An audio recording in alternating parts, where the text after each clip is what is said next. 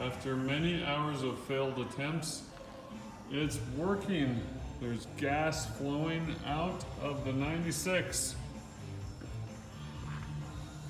Got the Schrader valve open down there on the fuel rail. Hose connected to it.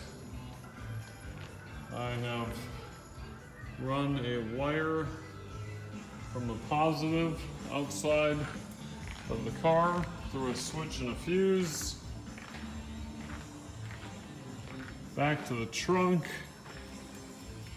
I disconnected the inertia reel there, or inertia switch rather, and I plugged into the brown and pink wire right there, not the green one, but the brown and pink.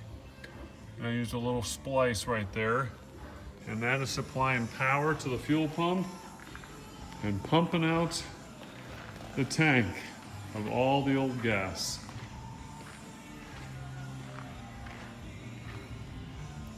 Pull this out so you can see in there.